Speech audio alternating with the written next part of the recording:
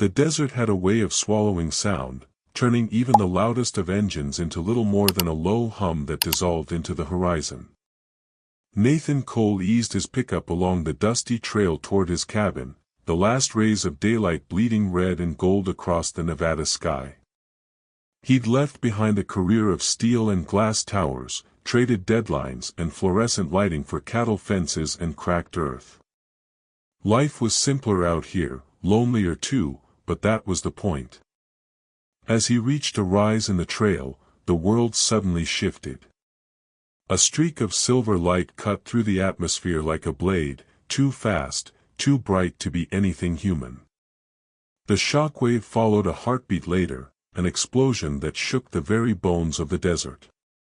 His truck rattled, the ground itself quivered, and for a long moment Nathan sat frozen, staring at the smoke curling over the far hills. Old habits stirred. He'd served in the military before engineering, and that training never truly left. Instinct told him to grab his emergency kit, his rifle, and go. This wasn't the kind of thing you drove past and ignored. The crash site couldn't have been more than a couple miles away, close enough that his boots could carry him faster than the truck's wheels over such rough terrain. He pushed forward, the silence of the desert broken only by the wind hissing through creosote bushes. Then he saw it. Nestled in a crater of blackened sand was something that did not belong to Earth. The craft, if that's what it was, looked less built than grown. Its surface shimmered with an opalescent sheen, as if sunlight were caught and bent inside the material itself. Strange glowing markings pulsed along its skin, alive in a way no machine had the right to be. As Nathan crept closer, one section of the pod simply melted away, dissolving like ice left in the heat. And inside, he found her. She lay on a bed of cushions that seemed to mold around her tiny frame, barely 4.5 feet tall. Her skin glowed faintly, the way moonlight shimmers across water. Her hair, long and flowing, gleamed with a deep crimson hue, like fire frozen into strands.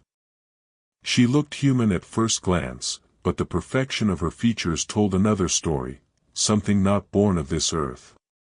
Injury marred her left arm, though even there the strange material of the pod had wrapped itself around the wound like a living bandage.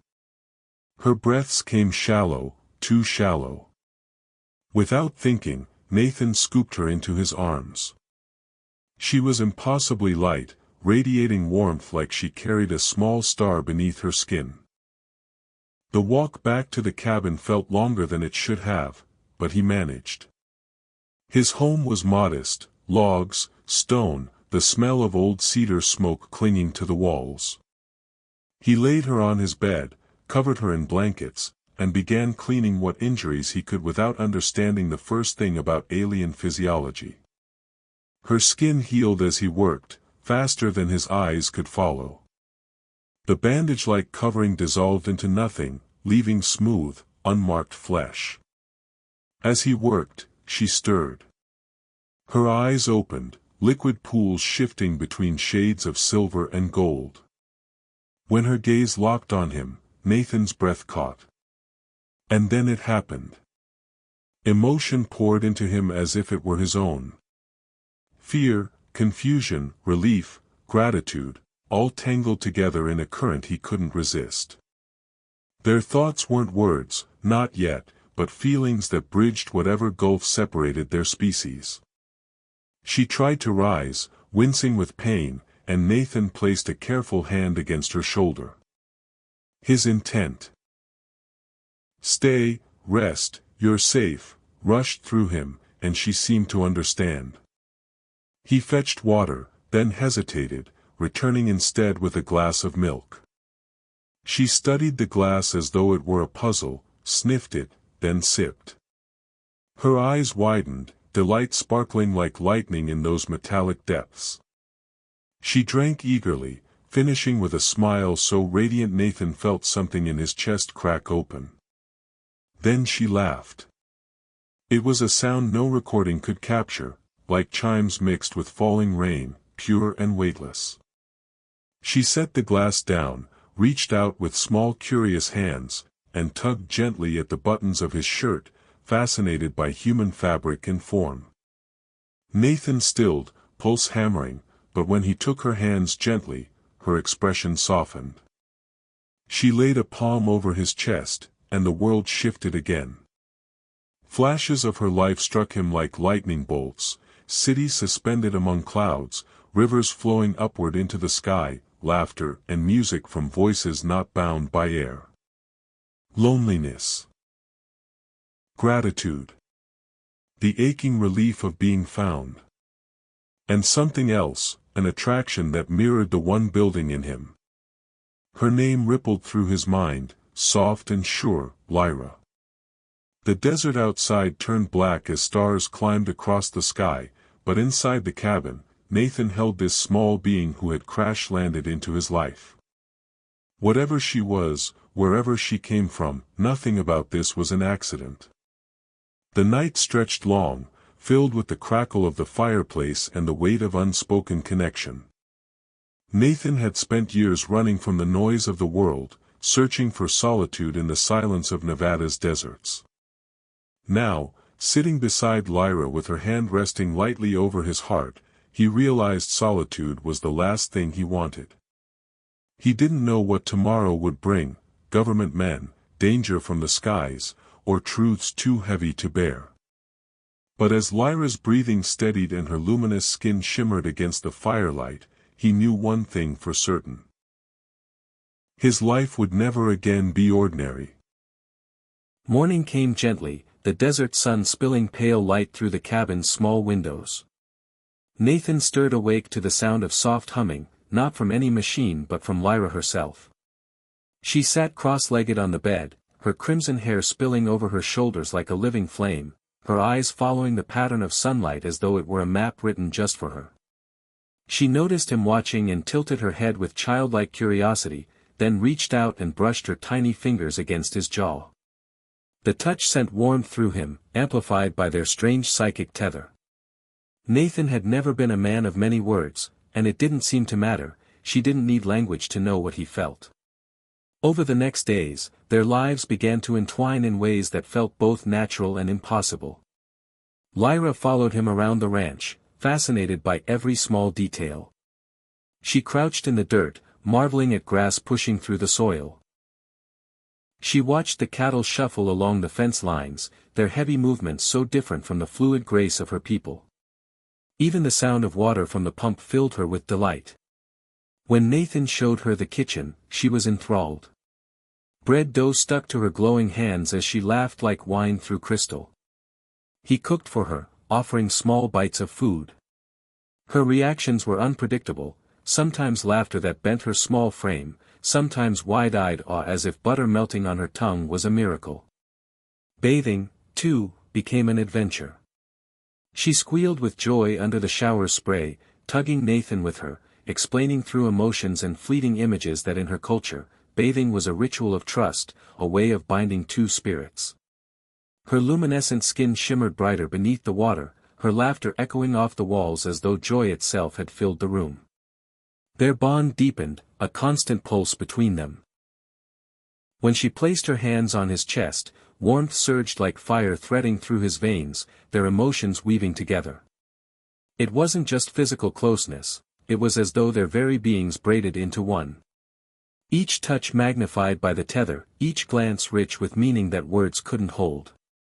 One night, lying side by side beneath the desert stars, she opened herself further to him. Through her memories, Nathan glimpsed her world, Aurelia, cities of crystal suspended among violet clouds, rivers that arched toward the heavens, gardens alive with sound and light. Her people were explorers, seekers of harmony who crossed galaxies not to conquer but to learn. Her voice in his mind carried sorrow too. She had been on a research mission, studying solar winds when her vessel was struck by a storm.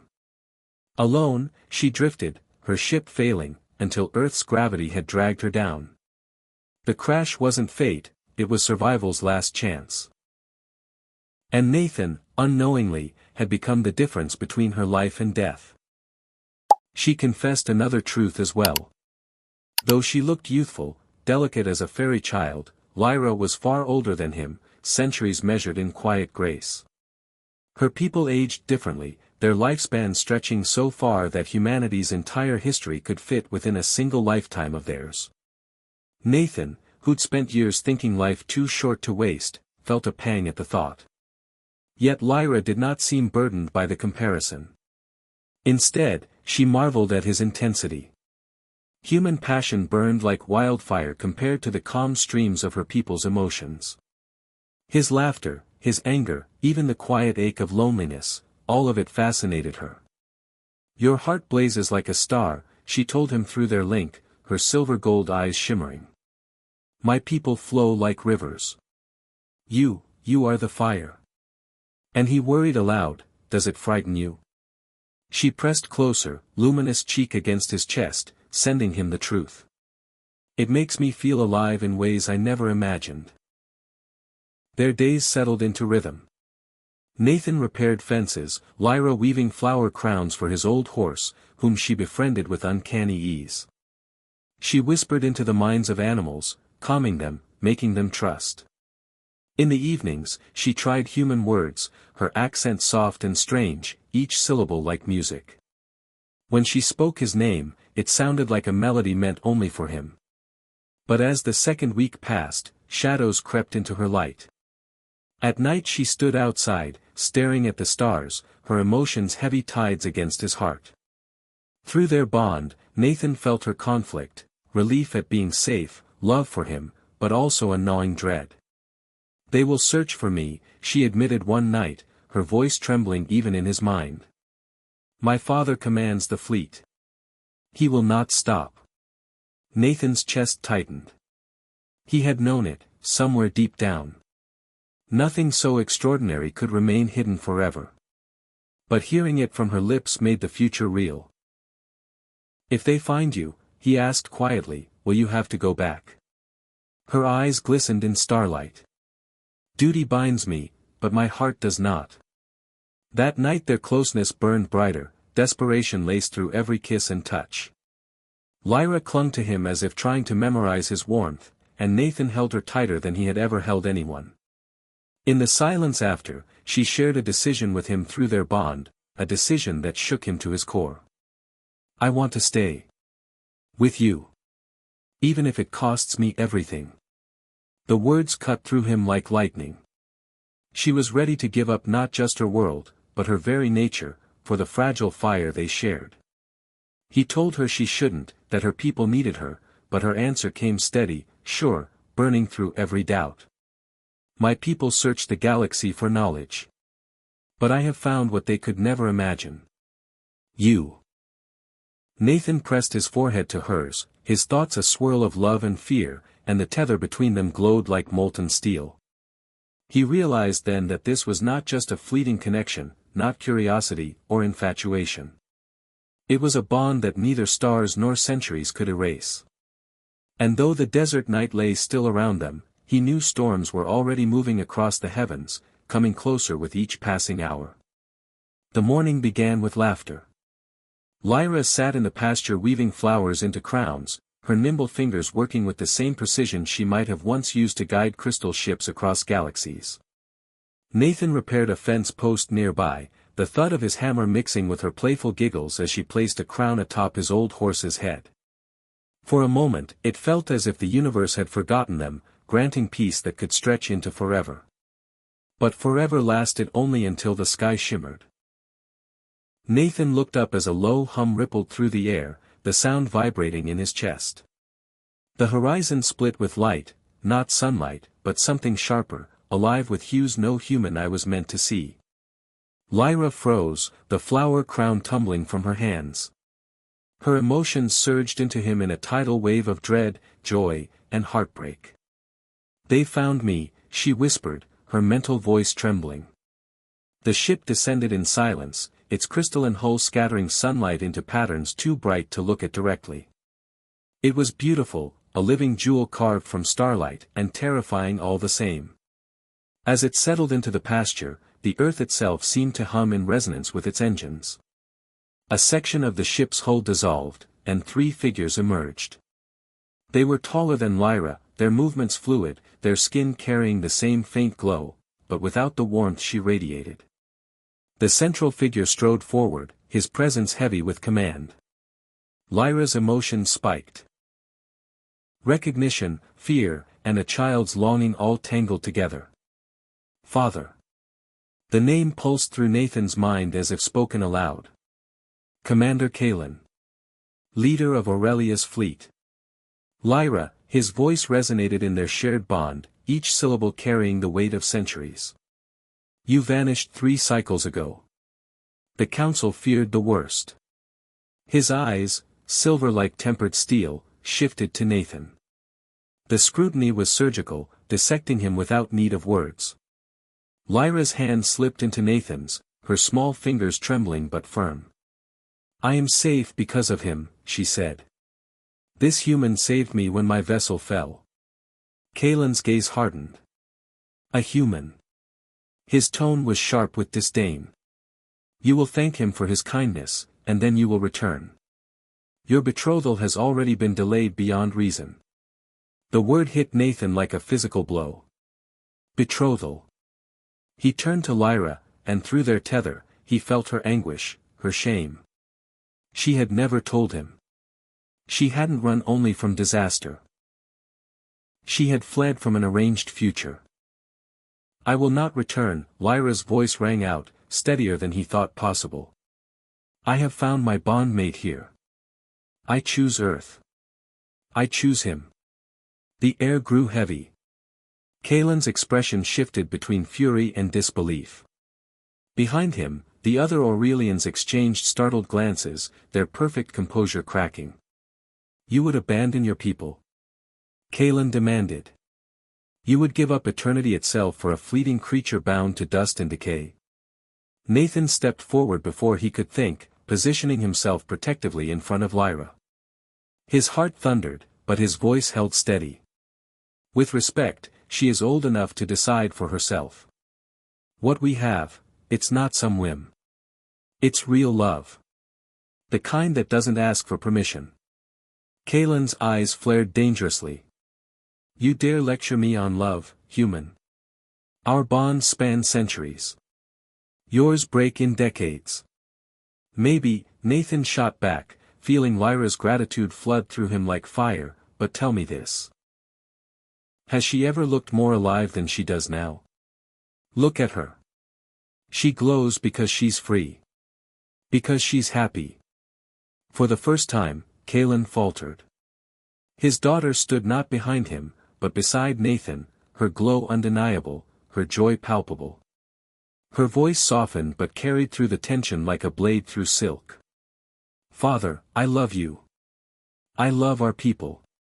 But I love Nathan more. More than safety, more than tradition, more than life itself. Nathan's chest swelled with pride, tears burning his eyes. She was so small, yet so unshakably strong. Kalen's silence stretched long, his inner struggle bleeding faintly into their bond. He was not only a commander but a father torn between duty and love. At last, his words came heavy with resignation.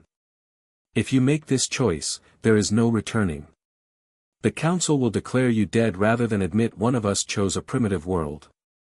You will lose immortality, the collective mind, all that makes you Aurelian. I will still be me, Lyra replied.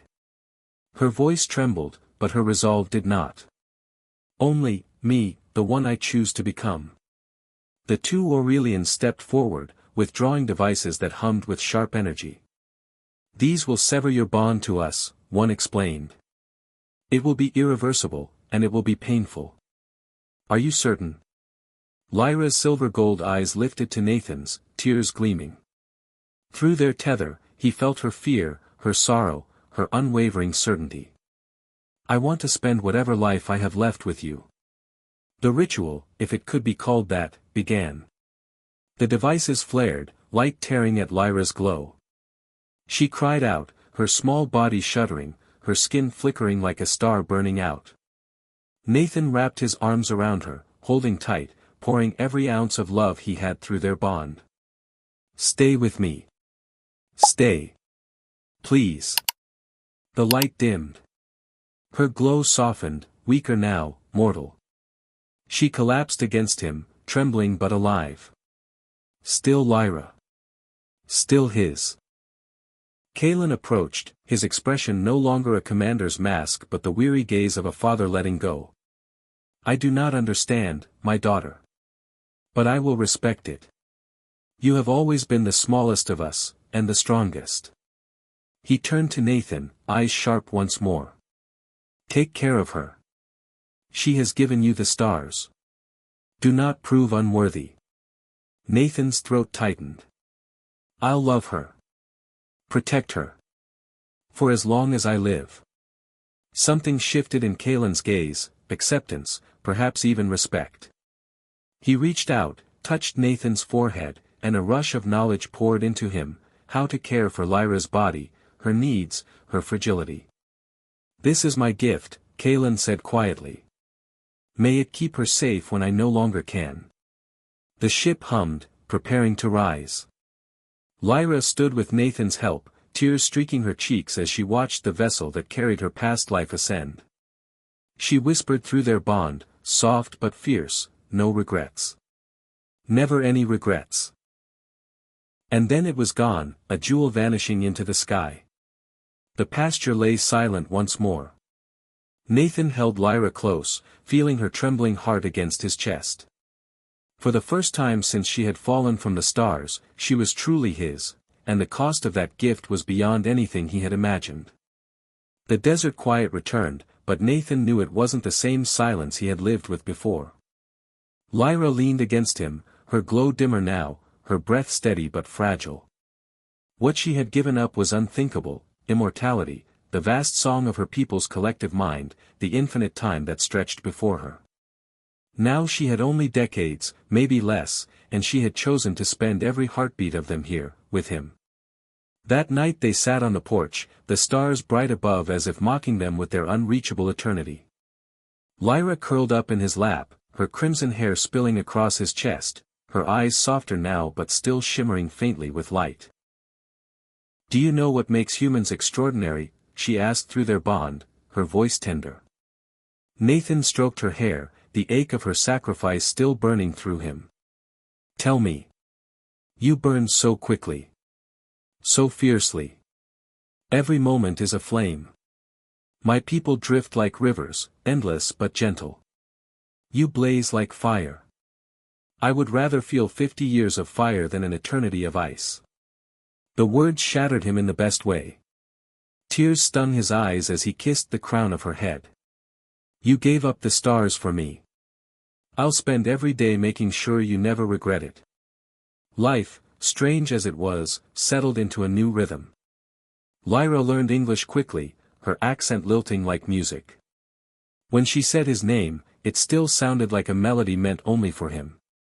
She woke with the dawn, sitting by the window to greet the sunrise as though every morning were a gift. She braided flowers into his hair while he pretended to protest. She coaxed his old horse into trotting proudly with her on his back, her laughter carrying across the fields. Nathan, once content with solitude, found himself talking more, laughing more, dreaming more. He taught her to mend fences, to cook bread without sticking her hands to the dough, to whistle a tune off-key while they worked. She, in turn, taught him small fragments of her language, syllables that sparkled with resonance, words that seemed to shift the very air around them. Some nights, lying together in the quiet, she would press her palm to his chest and let her light flow into him, not as bright as before, but enough to make his heart race with wonder. But reality never stayed far. She tired easily now, her once boundless energy dampened by her new mortality. Some mornings her glow flickered faintly, and Nathan had to bite back panic, reminding himself that Kalen's gift, the knowledge burned into his mind, would help him care for her. They spoke often of the future, of years measured not in centuries but in seasons. I don't need forever, she told him one night beneath a canopy of stars. I need this, you, here, now. That is more eternity than I ever dreamed. And Nathan believed her, though a quiet fear nested in his chest. He could not change what she had lost. He could only make each day burn bright enough to eclipse the weight of eternity. Seasons turned. The ranch grew richer with their laughter. Lyra tended animals with a tenderness that made them trust her instantly. She wove tapestries from desert wildflowers, their fleeting beauty preserved in patterns that echoed her home world's crystalline cities. Together they built a life balance between the ordinary and the extraordinary, between cattle fences and whispered starlight. Sometimes, Nathan would wake in the middle of the night to find her awake, eyes fixed on the stars. Through their bond, he felt no regret, only a bittersweet longing. She would smile when she noticed him watching, slip beneath the covers, and press herself against him. "I chose this," her touch always said. "I chose you." Years stretched, fragile but full. They did not measure time in calendars but in moments, her first clumsy attempt at riding thunder alone, the day she sang in her native tongue by the fire and made the walls tremble, the morning she insisted on making bread and covering herself in flour from head to toe. Love became their rebellion against the universe, their quiet defiance of fate. And though Nathan knew her lifespan had been shortened, that her glow would fade with time, he also knew this: their story would outlast them. Not in centuries or councils, not in starships or records carved in crystal, but in the kind of memory that burned forever in the human heart. One evening, as the sun bled into the horizon and the desert air turned cool, Lyra rested against him on the porch. Her voice, soft and steady in his mind, whispered the words he had heard so many times before yet never tired of. "Forever and always, in this life and whatever comes after." Nathan tightened his arms around her, his promise silent but fierce: "Whatever comes, we will face it together." The stars lit the desert sky, countless and cold. But on that porch, in that small cabin, two souls burned brighter than all of them combined. Their love had begun with a crash, a laugh, a glass of milk in trembling hands. It endured through sacrifice and loss, and now it blazed with the fire of two beings who had chosen each other over everything else the universe could offer. No regrets. Only fire. Only love. And that's how their story closes, two lives bound together, not by destiny, not by obligation, but by choice. Lyra and Nathan didn't rewrite the laws of the universe. They didn't conquer empires or bend the stars to their will. What they did was something rarer: they proved that love can matter more than immortality, that choosing to burn brightly for a short time is sometimes more powerful than existing forever in the shadows. Their story is a reminder that connection, real, vulnerable, passionate connection, can be the bravest act of all.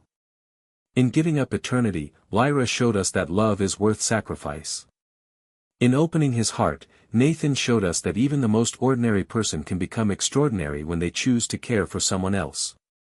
And maybe that's the part that stays with us. Not the alien ships or psychic bonds, but the simple truth that love, in any form, is what makes existence worth living. If you enjoyed this journey, do me a favor, hit that subscribe button so you don't miss the next adventure. Drop a like if the story moved you, and share it with a friend who needs a reminder that love, even across worlds, can outshine the stars. Your support helps us keep creating these cosmic tales, and I promise there are many more waiting just beyond the horizon. Until then, keep looking up at the night sky. Who knows what stories are waiting to fall into your life?